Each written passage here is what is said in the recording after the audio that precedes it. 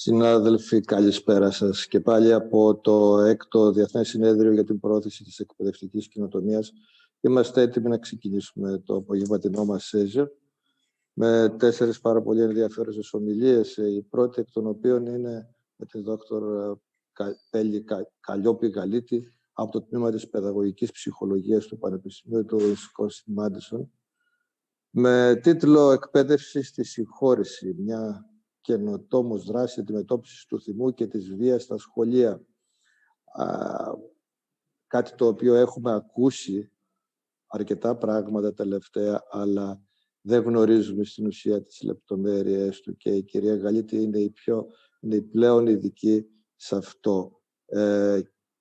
Θα την ακούσουμε με πάρα πολύ μεγάλο ενδιαφέρον. Κυρία Γαλίτη, έχετε το λόγο. Καλησπέρα σας. Μισό λεπτό να ανοίξω και την οθόνη μου. Μισό λεπτό μάλλον. Μπορείτε και βλέπετε ή όχι ακόμα? Βεβαίως, μπορείτε να το κάνετε full screen αν θέλετε. Ωραία. Το βλέπετε τώρα? Βεβαίως. Πολύ ωραία. Εντάξει. Λοιπόν, ευχαριστήσω και εγώ τους διοργανωτές του συνεδρίου και εσάς, κύριε Κολοκοτρώνη. Είναι ιδιαίτερη χαρά και η τιμή μου να μπορώ να σας παρουσιάσω το πρόγραμμα της συγχώρεσης, το οποίο τα τελευταία 7 χρόνια λειτουργεί στην Ελλάδα. Είμαι εκπαιδευτικός. Ήμουν εκπαιδευτικός μέχρι το 2012 και στέλεχος στο Συμβουλευτικό Σταθμό του Υπουργείου Παιδείας στη Β' Αθήνας και από το 2012 εργάζομαι στο Πανεπιστήμιο του Wisconsin μαζί με τον καθηγητή Robert Enright, ο οποίος είναι και ο εμπνευστής αυτού του προγράμματος, ενός προγράμματος το οποίο διδάσκεται σε τουλάχιστον 30 χώρες στον κόσμο. Στην Ελλάδα ξεκινήσαμε, το έφερα πιλωτικά το 2014, όπου είχαμε τότε γύρω στους 20 εκπαιδευτικούς φίλοι περισσότεροι, έτσι για να δοκιμαστικά που ξεκινήσαμε, και οι οποίοι γύρω στους 300 μαθητές εκπαιδεύτηκαν στο πρόγραμμα. Σε σύνολο τώρα 6 ετών έχουμε φτάσει να έχουμε γύρω στους 500 εκπαιδευτικούς, 517 για την ακρίβεια, και 6.200 μαθητές που έχουν εκπαιδευτεί.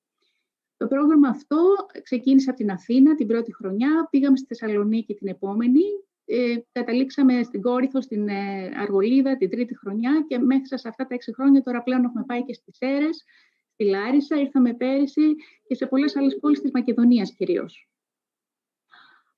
Αυτό το πρόγραμμα αποτελεί μια καινοτομία στην αντιμετώπιση του σχολικού εκφοβισμού, της επιθετικής συμπεριφοράς, της βίας στα σχολεία, της διαχείρισης του τραύματος. Θα το αναπτύξουμε πιο συγκεκριμένα για ποιο λόγο. Το διαφορετικό που έχει από άλλα προγράμματα είναι ότι είναι βασισμένο σε πολυετείς έρευνες, τουλάχιστον 30-35 ετών. Εγώ θα εστιάσω σε 3 έρευνες βασικές, η μία στις Ηνωμένες Πολιτείες, η άλλη στην Νότια Κορέα και η άλλη στο Belfast της Βόρειας Ιρλανδίας, όπου βλέπουμε εκεί πέρα ότι τα άτομα τα οποία εκπαιδεύτηκαν στο πρόγραμμα της συγχώρεσης έδειξαν πολύ καλύτερη συμπεριφορά και συνεργασία στο τέλος, μείωσαν το θυμό τους, ανάπτυξαν την αισιοδοξία τους, τη συνεργασία τους, ακόμα και τους βαθμούς τους.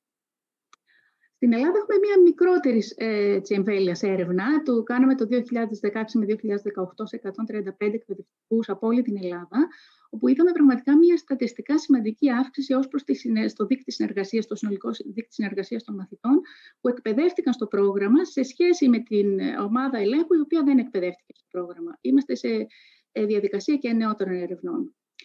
Εμείς αυτό το οποίο έχουμε να πούμε από την αξιολόγηση των καθηγητών κάθε φορά που τελειώνει το πρόγραμμα είναι όλοι μας μιλάνε για όντως μείωση θυμού και επιθετική συμπεριφορά των μαθητών, μείωση περιστατικών σχολικού εκφοβισμού, μείωση κατάθλιψης, ακούγεται λίγο κλινική έννοια αυτή τώρα, όχι κατάθλιψη όσο αρνητικών συναισθημάτων, αύξηση της ενσυναίσθησης και της συμπόνοιας, βελτίωση δεξιοτήτων διαχείρισης συγκρούσεων και γενικότερα βλέπουμε ότι καλυτερεύουν οι σχέσεις όχι μόνο στο σχολείο αλλά και στο σπίτι. Τώρα, να δούμε λίγο τις βασικές παραδοχές του προγράμματος. Το παιδί από πολύ μικρή ηλικία, έχουμε διαπιστώσει ότι από τα 6 χρόνια, 6 ετών μπορεί το παιδί να κατανοήσει την έννοια της συγχώρεσης, μαθαίνει πρώτα πώς να διαχειρίζεται το θυμό του. Γι' αυτό γιατί πίσω από κάθε επιθετική και παραβατική συμπεριφορά κρύβεται ένας άλυτος θυμός. Εστιάζουμε λοιπόν πολύ στο θυμό. Μαθαίνει πώς να μην θυματοποιείται, δηλαδή πώς να μην αφήνει με τη συμπεριφορά του τα άλλα άτομα να τον ενοχλούν. Αντοχή στον πόνο είναι αυτό που λέμε resilience, ψυχική ανθεκτικότητα. Έχουμε ειδικά κεφάλαια γι' αυτό. Πώς να ελέγχει τις σκέψεις του, να μην αφήνει να τον επηρεάζουν και να τον ρίχνουν. Πώς να νιώθει ευγνωμοσύνη. Συνήθως εστιάζουμε στα αρνητικά στη ζωή μας, στις άσχημες στιγμές. Πώς να μάθουμε να βλέπουμε τα καλά και τις ευλογίες που έχουμε στη ζωή μας. Ότι όλοι έχουν αξία και αυτή η αξία είναι υγιεινής, δηλαδή να μπορούμε να ξεχωρίσουμε την πράξη από τον άνθρωπο και να αναγνωρίσουμε την αξία του ανθρώπου ανεξαρτήτως αν έχει κάνει κάποιο κακό στη ζωή του. Και όπως καταλαβαίνετε, κάτω από αυτή την ομπρέλα μπαίνουν και όλα τα προγράμματα που υπάρχουν στα σχολεία, ρατσισμός, διαφορετικότητα, εκφοβισμός. Και βέβαια στο τέλος η ενσυναίσθηση και η ιδιωτελής αγάπη, που είναι κάτι πολύ δύσκολο να το κατανοήσουν οι μαθητές. Είναι πολύ ενδιαφέρον, αλλά είναι και η κορύφωση της συγχώρησης, η ανιδιοτελής αγάπη. Τώρα, ιδιαίτερη έμφαση έχουμε δώσει στο σχολικό εκφοβισμό. Και το ερώτημα είναι πώς μπορώ να ελαττώσω το θυμό αυτών που επιδεικνύουν εκφοβιστική συμπεριφορά. Την απάντηση δεν θα τη βρείτε πουθενά, διότι όπου και αν ψάξεις και στο ίντερνετ, στο διαδίκτυο, παντού βλέπουμε και σε βιβλία, σε προγράμματα που κυκλοφορούν, βλέπουμε ότι όλα τα προγράμματα εστιάζουν στη συμπεριφορά.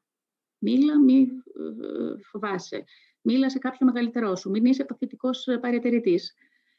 Όλα είναι πολύ καλά και απαραίτητα, αλλά εμείς πάμε ένα βήμα πιο πίσω και εστιάζουμε στο θυμό που προκαλεί αυτή τη συμπεριφορά. Και η πρότασή μας λοιπόν είναι αυτή, να εστιάσουμε σε αυτό το θυμό, διότι ο άλυτος θυμός είναι το κατεξοχήν συναίσθημα το οποίο προκαλεί αυτή τη συμπεριφορά την εκφοβιστική και επίσης μεταδίδεται και σε άλλους, είναι και μεταδοτικός. Και αυτό θέλουμε λίγο να δούμε εδώ πέρα. Όταν ο θυμός δεν αντιμετωπιστεί από την μικρή ηλικία, τελικά εξαπλώνεται. Ο θυμός γεννά θυμό. Από θυμωμένους ανθρώπους δημιουργούμε θυμωμένες οικογένειες, θυμωμένες κοινότητες, θυμωμένες κοινωνίες. Είναι μεταδοτικός από το ένα μέλος στο άλλο, από τη μια ομάδα στην άλλη, από τη μια γενιά στην άλλη. Είναι διαγενεαλογικός. Είναι συλλογικός ο θυμός επίσης. Έχουμε τις βεντέτες σε πολλές χώρες του κόσμου και στην πατρίδα μας, στις μεσογειακές χώρες ιδίως. Έχουμε τις συμμορίες, έχουμε τις εθνικές διαφορές συλλογικά, οι Ισραηλοί με Παλαιστινίους, στην Ιρλανδία, βία, τρομοκρατία, όλα αυτά είναι συλλογικός θυμός. Και τελικά γιατί τόσο μίσος, γιατί τόσο θυμός? Αυτό είναι το ερώτημα. Υπάρχει θεραπεία? Και εδώ ερχόμαστε εμείς. Είναι η εκπαίδευση στην συγχώρεση. Μέσα από την εκπαίδευση στη συγχώρεση, λοιπόν, τα παιδιά συνειδητοποιούν ότι το εμπόδιο είναι ο θυμός και πως αν τον διαχειριστούν σωστά και τον ελέγξουν, θα μπορέσουν αργότερα να συγχωρήσουν και να συμβιώσουν καλά με τους άλλους. Γιατί η μη σωστή διαχείριση είναι αυτή που οδηγεί στην εκδικητικότητα. Και αυτός που δεν συγχωρεί, πληγώνει πρωτίστως τον εαυτό του, γιατί μολύνει το μυαλό του και την καρδιά του με όλα αυτά τα αρνητικά συναισθήματα που δεν τον αφήνουν να ζήσει και τα κουβαλάει συνέχεια μέσα του, αλλά συγχρόνως μετατοπίζει και το θυμό του και σε τρίτους, αθώους. Έρχεται από τη δουλειά του, για παράδειγμα, εκνευρισμένος από το αφεντικό του και μετατοπίζει το θυμό του στα παιδιά. Πώς λοιπόν μπορεί η συγχώρηση να γίνει αντίδοτο στον πόνο και στην αδικία? Πολύ απλά. Το πρώτο που μας είναι βασικό είναι να ακούσουν τα παιδιά για τη συγχώρηση. Δεν έχουν ακούσει στο σχολείο για τη συγχώρηση, δεν ξέρουν τι είναι συγχώρηση. Έχουν μια διαστρεβλωμένη έννοια για τη συγχώρηση, το θεωρούν κάτι αδύναμο. Θέλουμε λοιπόν να ακούσουν, ακόμα και οι γονείς τους δεν ξέρουν, και οι γονείς χρειάζονται εκπαίδευση. Το δεύτερο είναι να ξεκινήσουν σε απλά καθημερινά πράγματα. Με έσπρωξε το συμμαθητής μου στην τάξη, μου πήρε το μολύβι μου, το αδερφάκι μου πήρε το παιχνίδι, για να μπορέσουν, ξεκινώντας και κάνοντας πρακτική στα μικρά, να μπορέσουν αργότερα να συγχωρέσουν και το αφεντικό τους που θα τους απολύσει, και το φίλο τους που θα τους προδώσει, και το σύντροφο που θα τους εγκαταλείψει. Αλλά ας δούμε λίγο τι είναι η συγχώρηση, γιατί είναι πολύ σημαντικό να καταλάβουμε σωστά τι είναι η συγχώρηση. Υπάρχουν πάρα πολλές παρεξηγήσεις και μπερδέματα σχετικά με τον ορισμό. Δεν σημαίνει η συγχώρηση ότι ξεχνώ. Όχι. Θυμόμαστε, απλά θυμόμαστε με διαφορετικό τρόπο. Δεν σημαίνει ότι δικαιολογώ τον άλλον. Το κακό το βλέπουμε, το αναγνωρίζουμε, το ονομάζουμε, το βλέπουμε. Υπάρχει το κακό. Δεν σημαίνει ότι δεν θα αποδοθεί δικαιοσύνη. Συγχώρηση και δικαιοσύνη μπορούν να πάνε μαζί, δεν είναι αντίθετα. Όταν κάποιος λοιπόν σε πληγώσει άδικα, συγχωρείς, τονίζω το άδικα ότι πρέπει να υπάρχει μια αδικία, έτσι, να αναγνωρίσουμε ότι υπάρχει μια άδικη πράξη. Ένας καθηγητής, για παράδειγμα, ο οποίος άφησε έναν μαθητή στην ίδια τάξη επειδή δεν πάτησε στο σχολείο και έχει πάρα πολλές απουσίες, δεν είναι μια αδικία εδώ πέρα, όσο και αν έχει θυμώσει ο μαθητής. Όταν λοιπόν κάποιος άδικα μας πληγώσει, συγχωρείς όταν προσπαθείς να ξεπεράσεις τη μνησικακία και το θυμό που νιώθεις. Εδώ είναι πολύ σημαντικό, λοιπόν, είναι το πρώτο βήμα, το πολύ σημαντικό. Πολλοί νομίζουν ότι αυτή είναι η συγχώρηση. Δεν θυμάμαι πια το κακό, δεν με απασχολεί, δεν με ενδιαφέρει. Όχι, αυτό δεν είναι η συγχώρηση. Η ουσία είναι στο αμέσως επόμενο κομμάτι, που είναι και το πιο δύσκολο, όχι απλώς να ξεπεράσεις και να μην έχεις μνησικακία, αλλά να μπορέσεις να προσφέρεις στο φταίχτη συμπόνια, αγάπη και καλοσύνη. Είναι δύσκολο. Είναι πολύ δύσκολο, αλλά είναι εφικτό. Τι χρειάζεται? Χρειάζεται να δώσω χώρο στο λάθος, χώρο στην αδυναμία του άλλου. Χρειάζεται μια υπέρβαση, να μπορέσω να δω με μια πλατιά οπτική τον άλλον και να μην ταυτίσω το πρόσωπο με τη συμπεριφορά του μόνο, τη μία συγκεκριμένη συμπεριφορά που με πλήγωσε, αλλά να μπορέσω να δω και την καλή του πλευρά, να μπορέσω να κατανοήσω την ανθρώπινη του πλευρά, γιατί και εγώ άνθρωπος είμαι και εγώ κάνω λάθος. Είναι μια παράλογη κίνηση, να το σκεφτείτε. Αλλά μας ελευθερώνει από τις αιμονές που μας βασανίζουν. Και είναι και μια διαδικασία η οποία γίνεται σταδιακά. Δεν γίνεται από τη μια στιγμή στην άλλη. Αυτό είναι σημαντικό να το αναγνωρίζουμε. Λοιπόν, το πρόγραμμα πάει πολύ καλά τα τελευταία χρόνια. Παράγοντες ανάπτυξης και βιωσιμότητας του προγράμματος είναι βασικά οι εκπαιδευτικοί μας, οι οποίοι χωρίς αυτούς φυσικά δεν θα μπορούσε το πρόγραμμα να πάει έτσι καλά. Η επιμόρφωση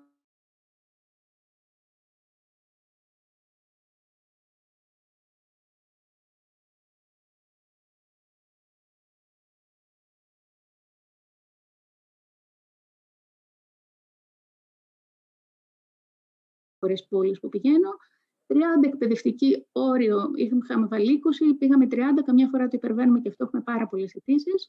Και βέβαια στο τέλος δίνουμε βεβαίωση συμμετοχής και από το Πανεπιστήμιο του Wisconsin και από το Αριστοτέλειο, με το οποίο συνεργαζόμαστε. Η συνεργασία μας λοιπόν με το Αριστοτέλειο Πανεπιστήμιο τα τελευταία χρόνια είναι πραγματικά, μας έχει τονώσει πολύ, και με τον κύριο Μπίκο, τον καθηγητή, που συνεργαζόμαστε. Συνεργαζόμαστε φέτος και με το Πανεπιστήμιο της Αθήνας. Και επίσης έχουμε συνεργασία με το Ίδρυμα Νιάρχος, μας έχει 2 φορές έχουμε συνεργαστεί, μας έχει δώσει κάποια αποτροφία, και με την Εθελοντική Διακονία Ασθενών. Γενικά έχουμε συνεργασίες οι οποίες κάνουν τους Έλληνες καθηγητές να νιώθουν και καλύτερα. Γιατί ένα αμερικάνικο πρόγραμμα κάπως τους ξένιζε κάποιους.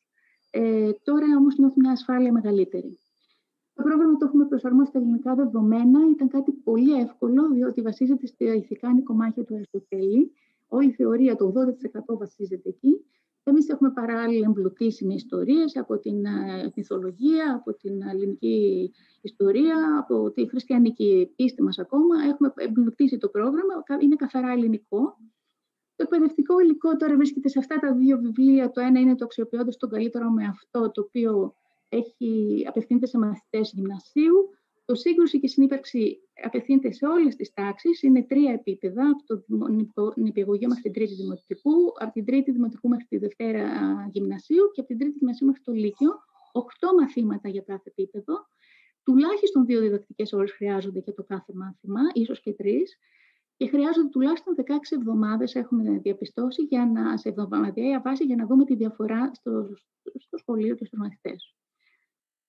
Όλες οι ζωγραφιές που βλέπετε, παρέλειψα να σας πω, είναι παιδιών από το πρόγραμμα. Εγγενής αξία λοιπόν, καλοσύνη, σεβασμός, γενεοδωρία, ανιδιοτελής αγάπη είναι οι βασικές έννοιες, αριστοτελικές έννοιες που διδάσκουμε.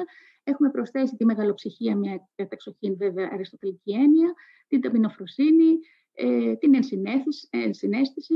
Αυτές είναι οι βασικές έννοιες που ξεκινάει το κάθε κεφάλαιο. Μιλάμε για τους στόχους, τη διαδικασία, προτινόμενη ιστορία. Την ιστορία τη δίνουμε εμείς ή και κάποιο βιντεάκι, αλλά οι καθηγητές μπορούν και αυτοί να επιλέξουν αντίστοιχα αν θελήσουν δική τους ιστορία, όπου μέσα στην ιστορία τα παιδιά όλα όσα μάθανε στη θεωρία θα βλέπουν πώς οι ήρωες της ιστορίας τα εφαρμόζουν στην πράξη και πώς οι ήρωες ξεπερνάνε τις δυσκολίες, εφαρμόζουν την καλοσύνη, τη μεγαλοψυχία, όλα αυτά. Ερωτήσεις για συζήτηση σας τις δίνουμε έτοιμες, υπάρχουν δηλαδή και μπορείτε να βάλετε και δικές σας. Ασκήσεις TPA προαιρετικό, βιωματικές δραστηριότητες, το πιο σημαντικό, όπου οι μαθητές, τουλάχιστον 1 ώρα σχολική, οι μαθητές εκεί θα εφαρμόσουν όλα όσα μάθαν στη θεωρία μέσα στο ασφαλές περιβάλλον της τάξης, μέσα σε ένα ευχάριστο περιβάλλον. Εδώ σας δείχνουμε κάποιες εικόνες να δείτε από τις βιωματικές δράσεις στα διάφορα σχολεία. Ο διάδρομος της συνείδησης είναι μια γνωστή άσκηση.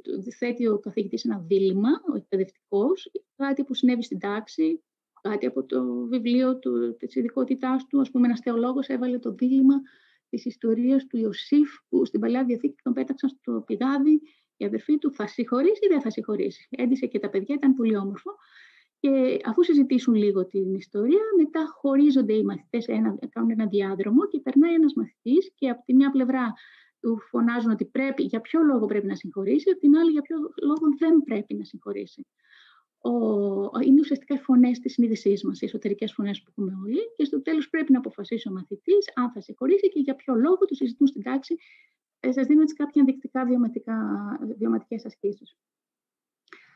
Η μουτζούρα είναι μια άσκηση που αρέσει πάρα πολύ στα παιδιά. Βλέπουμε καινούρια μάτια. Είναι μια άσκηση, έχουμε ένα κεφάλαιο που λέει βλέπουμε καινούρια μάτια, που έχει σκοπό να εξασκήσει το μυαλό των παιδιών να δουν πέρα από τον πόνο, λίγο πιο βαθιά. Γιατί ξέρετε, ένας από τους βασικούς μηχανισμούς της συγχώρησης είναι η αναπλαισίωση. Να μπορώ δηλαδή να δω την κακή πράξη, τον κακό, αυτό που με πλήγωσε, όλα αυτά, μέσα από ένα διαφορετικό πλαίσιο, κάτω από ένα διαφορετικό φως. Και η μουτζούρα συμβολίζει ακριβώς αυτή τη δυσκολία της ζωής, την αδικία που βίωσα, το τραύμα μου, τους ανθρώπους που με πλήγωσαν.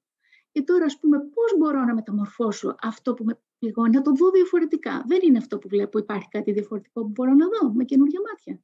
Και βλέπουμε εδώ πέρα πώς ο μαθητής από το 4ο Λευσίνας το είδε διαφορετικά, ή πώς μπορώ να το μεταμορφώσω σε κάτι όμορφο.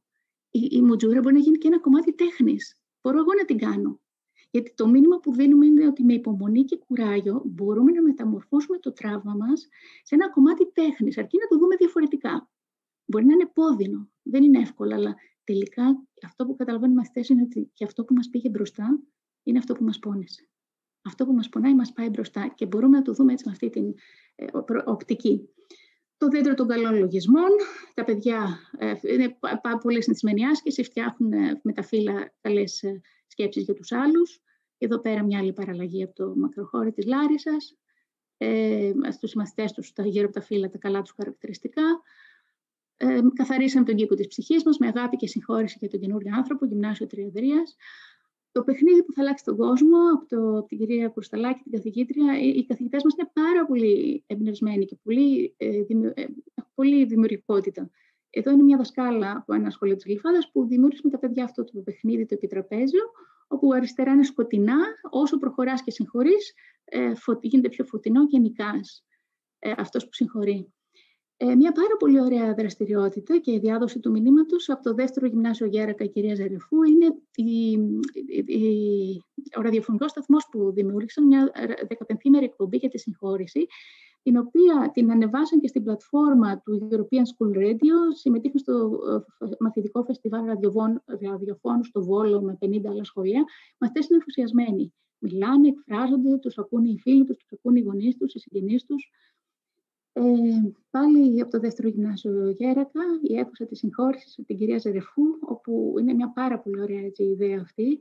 Οι μαθητές, και με τη συνεργασία βέβαια του διευθυντή πάντα, όταν υπάρχει κάποιο θέμα στην τάξη, στο διάλειμμα, μαζεύονται και συζητούν μαζί με την καθηγήτρια, την εκπαιδευμένη στο πρόγραμμα της συγχώρησης, και βρίσκουν μαζί μια λύση ειρηνική. Αυτό το σχολείο πραγματικά έχει έτσι μεγάλη διαφορά με την εφαρμογή του προγράμματος, όπως και πολλά άλλα. Βασικά θέματα προστασίας και ασφάλειας των μαθητών. Πρέπει να το συζητήσουμε αυτό. Πρώτον, η συγχώρηση είναι επιλογή. Δεν πιέζουμε κανέναν. Ο καθένας έχει το χρόνο του. Δεν λέμε για να εκεί τι μάθαμε. Δεν έπρεπε να συγχωρήσεις αφού μάθαμε στο πρόγραμμα. Άλλο μαθαίνω για τη συγχώρηση, άλλο εξασκώ τη συγχώρηση. Συγχώρηση και συμφιλίωση δεν είναι το ίδιο. Προφυλάσσουμε τον εαυτό μας. Μπορώ να συγχωρέσω το φίλο μου που με πλήγωσε ή που με εκφόβησε. Δεν σημαίνει όμως θα τον κάνω και φίλο. Θα βάλω το ρέο μου αν αισθάνομαι ότι με απειλεί. Τα παιδιά να χαίρονται. Δεν είναι ούτε ιστορία, ούτε μαθηματικά, ούτε βαθμούς παίρνουμε. Είναι μια χαλαρή ώρα εκείνη την ώρα και θέλουμε τα παιδιά να περνάνε ευχάριστα. Και το πιο σημαντικό είναι να κατανοήσουμε ότι είμαστε εκπαιδευτικοί, όχι θεραπευτές, διότι τα παιδιά πολλές φορές ανοίγονται. Έχουν την τάση να ανοίγονται πολύ και οι καθηγητές από καλή διάθεση και εκπαιδευτικοί να βοηθήσουν, μπορεί να ξεπεράσουν τα όρια. Πρέπει να ξέρουμε πού θα παραπέμψουμε αλλού και μέχρι πού θα σταματήσουμε αυτά που μας λένε τα παιδιά μας. Πολύ σύντομα μια μελέτη περίπτωσης, έχουμε πολλές, δεν έχουμε χρόνο. Ο Γιάννης είναι ένας μέτριος μαθητής, 13 ετών, μένει με τη μητέρα του, η οποία έχει πάρει διαζύγιο εδώ και 7 χρόνια. Η μητέρα αρρωσταίνει σοβαρά, η πρόγνωση είναι δυσάρεστη, αγχώνεται. Η μητέρα αποφασίζει ότι το παιδί πρέπει να έρθει σε επαφή με τον πατέρα. Όλα αυτά τα χρόνια υπήρχε πολύ μίσος προς τον πατέρα και τώρα πρέπει με κάποιο τρόπο να συμφιλειωθούν. Ρωτά την εκπαιδευτικό που διδάσκει το πρόγραμμα της συγχώρεσης, μια πολύ χαρισματική συνάδελφος από τη Θεσσαλονίκη, αν μπορεί να βοηθήσει. Η καθηγήτρια λέει ότι θα διδάξω το πρόγραμμα, το παιδί μπορεί απλά να παρακολουθήσει. Διακριτικά. Ο Γιάννης λοιπόν παρακολουθεί το πρόγραμμα, αλλά δεν συμμετέχει μέσα στο μάθημα. Απλά ακούει. Μετά από 4-5 μαθήματα, η καθηγήτρια δείχνει την παρακάτω εικόνα και ο Γιάννης μένει άφωνος να την κοιτά. Είναι η γνωστή εικόνα, το γλυπτό του Μιλόβ, όπως τα ξέρετε, η αγάπη λέγεται, που δείχνει 2 ενήλικες τσακωμένους με την πλάτη ο ένας τον άλλον, μέσα σε αυτό το σιδερένιο σχήμα. Αλλά μέσα πάντα υπάρχουν τα παιδιά, τα οποία είναι φωτεινά και προσπαθούν να ακουμπήσουν το ένα το άλλο και δείχνει την ενότητα, την ανάγκη για ενότητα που έχουμε όλοι μας, ακόμα και όταν είμαστε θυμωμένοι ή μαλωμένοι με τους άλλους. Ο Γιάννης ζητάει από την καθηγήτρια να το βάλει στην τάξη για να το βλέπει και να παίρνει δύναμη, όπως λέει, γιατί το έχει ανάγκη. Και πραγματικά φτιάχνουν αυτό το ωραίο στην τάξη, το βλέπουν και ο Γιάννης και έρχεται η μέρα που συναντιέται με τον πατέρα του, βγαίνουν. Ο Γιάννης δεν έχει θυμό, δεν είναι επιθετικός. Ο πατέρας δεν αμήνεται, περνάνε καλά, ξαναβγαίνουν, ξανασυναντιούνται και για να μην σας τα πολυλογώ, αφού συναντήθηκαν αρκετές φορές, φωνάζουν και τη μητέρα. Και η κατάληξη αυτής της ιστορίας ήταν ότι η οικογένεια ξανάσμιξε και όχι μόνο αυτό, η μητέρα θεραπεύτηκε. Και ήρθε συγκινημένη καθηγήτρια στο τέλος και μου λέει: μπορέσαμε μέσα από ένα πρόγραμμα να ενώσουμε μια οικογένεια. Αυτό είναι ένα παράδειγμα που φυσικά, να είμαστε ρεαλιστές, δεν έχουν όλες οι ιστορίες τέτοιο happy end, δεν θα είναι όλες τις περιπτώσεις έτσι. Όμως βλέπουμε ότι το πρόγραμμα είναι συστημικό και επηρεάζει όχι μόνο το παιδί το συγκεκριμένο, όχι μόνο την τάξη του, όχι μόνο το σχολείο του, αλλά και την οικογένειά του. Και έχουμε πολλά τέτοια παραδείγματα. Να δούμε λίγο τις απόψεις των μαθητών για το πρόγραμμα. Σύντομα, πέρασα πολύ ωραία στο πρόγραμμα και στο σπίτι δεν μαλώνω τόσο συχνά με την αδερφή μου. Αυτά τα απλά θέλουμε. Προχθές ήμουνα με το μικρό μου ξαδερφάκι, μαλώναμε συνέχεια, όμως εξαιτίας της άσκησης, μεταφέρει την άσκηση, σκέφτηκα κάτι όμορφο που έχει, είδα την καρδιά του, του πήρα αγκαλιά, αρχίσαμε να περνάμε ωραία. Ήταν πολύ ωραία. Ο μικρός τα έπαιξε, ήταν πολύ ωραία τελικά. Τα παιδιά να γνωρίζουν την ομορφιά της συγχώρεσης με αυτό το πρόγραμμα, στην πράξη πλέον. Το πρόγραμμα αυτό με βοήθησε πάρα πολύ να αντιμετωπίσω και να ελέγξω το θυμό μου, που με είχε καταστρέψει εδώ και καιρό. Ήταν το καλύτερο μάθημα που μπορούσα να κάνω στη ζωή μου. Ευγνωμοσύνη. Νιώθουν πολλά παιδιά ευγνωμοσύνη. Ξεπερνάνε κάποιες καταστάσεις. Κυρία, εμένα αυτό το βίντεο με συγκλώνησε. Ήταν πολύ διδακτικό και το κορίτσι πολύ σοφό. Τώρα κατάλαβα γιατί κάναμε αυτές τις συναντήσεις. Νομίζω πως θέλω να μοιάσω αυτό το κορίτσι. Το υπόσχομαι. Θα ξεκινήσω από σήμερα κιόλας. Σε γεμίζει η ηρεμία το να συγχωρείς. Αυτό το συγκεκριμένο είναι από μια καθηγήτρια στη Λάρισα που μας το είπε. Το παιδί, βέβαια προστασία των προσωπικών δεδομένων, δεν λέμε πολλά, αλλά το παιδί αυτό ήταν από διαζευμένους γονείς, είχε πάρα πολύ θυμό, δημιουργούσε πάρα πολύ πρόβλημα στο σχολείο. Στο τελευταίο μάθημα έγινε η ανατροπή. Από αυτό το βιντεάκι που είδε στο τελευταίο μάθημα. Έκτοτε αυτό το παιδί άλλαξε και μας λέει η καθηγήτρια ότι μετά από 2 χρόνια ήθελε να δει, διατηρήθηκε αυτή η αλλαγή. Μετά από 2 χρόνια αυτό το παιδί πρωτοστατούσε σε μια ομάδα διαμεσολάβησης και έχει γίνει αγνώριστο. Κυρία Γαλίτη, πρέπει να ολοκληρώνετε. Ωραία, ολοκληρώνω. Και οι καθηγητές λοιπόν, έχετε δίκιο, θωρακίζουν λοιπόν αυτό το πρόγραμμα τους μαθητές. Να πω στο τελευταίο μόνο που λένε ότι νιώθω σιγουριά ότι μπορώ να βοηθήσω τα προβλήματα που έχουν μετά από 28 χρόνια, δηλαδή οι μαθητές, οι καθηγητές βλέπουν, αναγνωρίζουν πώς οι ίδιοι βοηθήθηκαν πρώτα. Γιατί λοιπόν χρειαζόμαστε τη συγχώρεση? Τη χρειαζόμαστε διότι, όπως λέει και ο καθηγητής μου, ξοδεύουμε τόσο χρόνο στο πώς να μάθουν τα παιδιά να μιλάνε και να γράφουν, αλλά παραμελούμε να τους μάθουμε πώς να ξεπεράσουν τις αδικίες της ζωής και πώς να διαχειριστούν αυτούς που τους πλήγωσαν. Αυτό λοιπόν το πρόγραμμα, και τελειώνω, είναι ένα πρόγραμμα που έχει σαν στόχο να δυναμώσει τα παιδιά, χωρίς όμως να χάσουν την ευαισθησία τους. Γιατί ο πόνος είναι αναπόφευκτος, η δυστυχία όμως είναι προαιρετική, γιατί εμείς επιλέγουμε πώς αντιδράσουμε και τέτοιους μελλοντικούς ενήλικες θέλουμε να διαμορφώσουμε, που να μπορούν να προσαρμόζονται στη ζωή, στις προσκλήσεις της ζωής, με δύναμη και με ανθεκτικότητα. Σας ευχαριστώ πολύ. Αυτή είναι και η ιστοσελίδα μας, αν θέλετε παραπάνω πληροφορίες. Και αυτοί είναι και οι καθηγητές μας από τη Θεσσαλονίκη και ένα γκρουπ των καθηγητών μας. Σας ευχαριστώ. Και εμείς σας ευχαριστούμε θερμά. Να σημειώσουμε την ιστοσελίδα σας, γιατί σίγουρα Υπάρχουν πάρα πολλοί ακροατές οι οποίοι θα θέλουν να έρθουν σε επικοινωνία μαζί σας. Φαίνεται εξάλλου αυτό και από το πλήθος των ερωτήσεων, τις οποίες δυστυχώς δεν έχουμε αυτή τη στιγμή τον απαιτούμενο χρόνο για να τις απαντήσουμε. Μία μόνο, αν μπορώ να διακρίνω, η οποία επαναλαμβάνεται έτσι 3-4 φορές, και είναι η εξής. Αν έχετε ερευνήσει, εδώ μιλάμε για κάποια αλλαγή στάσης πλέον των παιδιών, των μαθητών. Έτσι.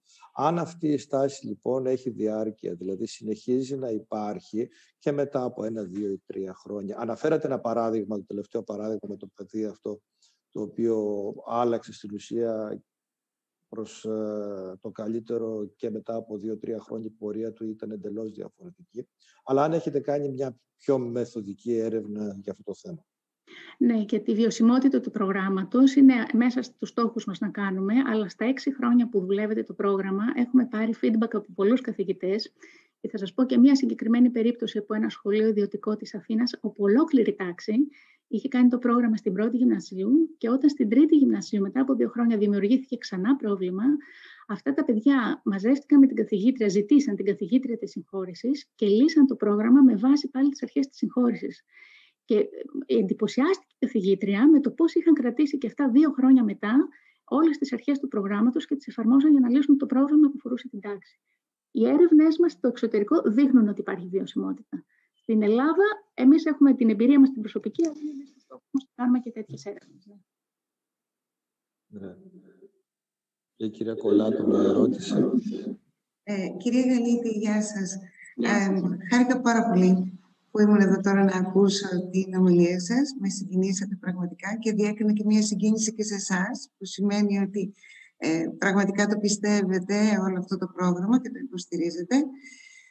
Πώς μπορεί λοιπόν ένας εκπαιδευτικός που ενδιαφέρεται να κάνει το πρόγραμμα στο σχολείο του να έρθει σε επικοινωνία μαζί σας ή ποιος είναι ο τρόπος, τέλος πάντων? Ναι, κοιτάξτε, οι εκπαιδευτικοί μπορούν μέσω της ιστοσελίδας μας, υπάρχει το κομμάτι της επικοινωνίας, να επικοινωνήσουν μαζί μας και να κάνουν αίτημα επιμόρφωσης. Είναι περιορισμένος αριθμός. Φέτος θα εστιάσουμε μόνο σε εκπαιδευτικούς από την επαρχία, από πρόσθετα μέρη κυρίως, από νησιά και από την Κύπρο, διότι αυτοί δεν έχουν την ευκαιρία να επιμορφωθούν και έχουμε πάρα πολλές αιτήσεις. Οι εκπαιδευτικοί συνήθως στις άλλες περιπτώσεις τους βρίσκουν σε συνεργασία, τους βρίσκουμε σε συνεργασία με τους συντονιστές. Οπότε αυτοί ξέρουν, βγάζουν την αντίστοιχη ανακοίνωση και κάπως έτσι επιμορφώνονται. Αλλιώς προσωπικά εγώ στο email μου, ιδίως φέτος που είναι έτσι ιδιαίτερες οι συνθήκες, μέσω της ιστοσελίδας θα απευθυνθούν σε μένα. Για τον πιο εύκολο τρόπο αυτό. Ναι, ευχαριστώ. Σας ευχαριστούμε θερμά, κυρία Γαλίτη, που από τις μακρινές Ηνωμένες Πολιτείες ήσταν μαζί μας για αυτή την τόσο ενδιαφέρουσα εισήγηση. Και εγώ σας ευχαριστώ. Και εσείς. Αγαπητές και αγαπητοί συνάδελφοι, πριν